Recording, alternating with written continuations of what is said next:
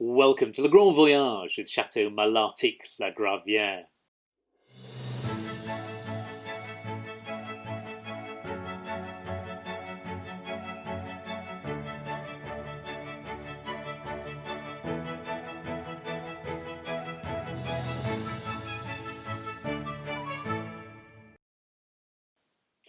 The writer Victor Hugo once said, "Take Versailles, add Antwerp, you have Bordeaux." It is a beautiful city, and also a fascinating one. We talk about it every so often as we talk about the vineyards that surround it. But there are no vineyards within the city limits. And the place that in Bordeaux dominates the trade in its wines is called La Place, and yet it isn't actually a place at all. We think of Bordeaux as a city that's grown on the back of trading in wine, but its harbours have traded much more. The trading history of Bordeaux is based on an area called Le Port de la Lune. That's because it's a crescent shape in the river, and the city's coat of arms has a crescent moon to represent the area.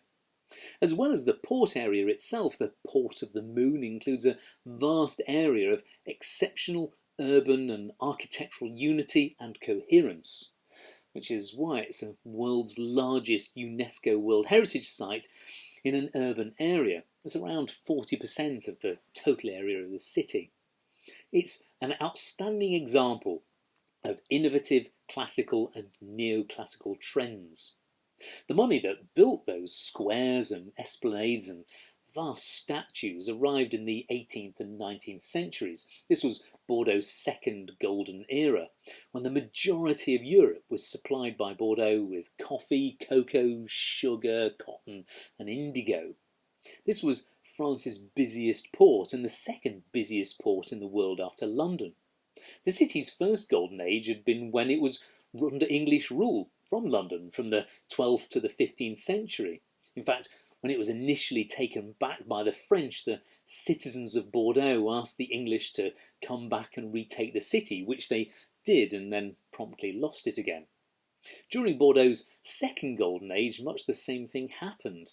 On the 12th of March 1814, the Duke of Wellington sent 2 divisions to seize Bordeaux in the Peninsular War. They encountered little resistance. Bordeaux was largely anti-Bonapartist, and the British were welcomed practically as liberators once again. The buildings are magnificent. The Church of Saint-Michel stands close to the mouth of the river.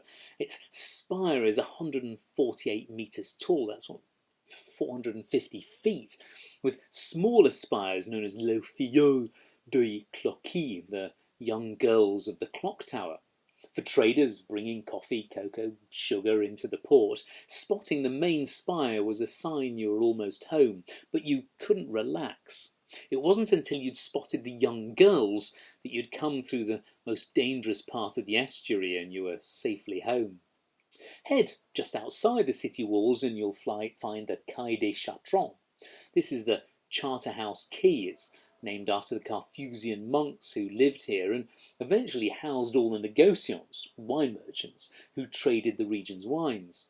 They had to work here because so many came from other countries, like England, who were periodically banned from the city. And it's here and further into the city where La Place is. It's not a place. It's layers and networks of negociants, courtiers and the chateau themselves. You can't buy wine directly from a chateau. You have to work through this complex 3-tier system. So a chateau uses a middleman called a courtier to arrange the sale of their wines, and this was originally so that the aristocratic chateau owners wouldn't have to consort with the middle-class merchants. Those merchants are called negociants. They're wholesalers, really, and they sell on to the shops where you and I go and buy our wine. It's a system that reduces the risk and manages supply and demand. Courtiers judge the market, negociants calculate demand. Together they advise chateaux on the right price. It introduces flexibility and helps smooth out the peaks and troughs of the market. The negociants distribute the wine. That means the chateau can focus on making it. The Place is a virtual trading floor. It was begun in the clubs of the city, and now it's done anywhere a courtier or a negociant has a smartphone. Bordeaux is one of the most beautiful historic cities in the world, but it's moved with the times. And I hope you'll find time for us again tomorrow when we have more stories from Le Grand Voyage with Chateau Malatic La Gravière.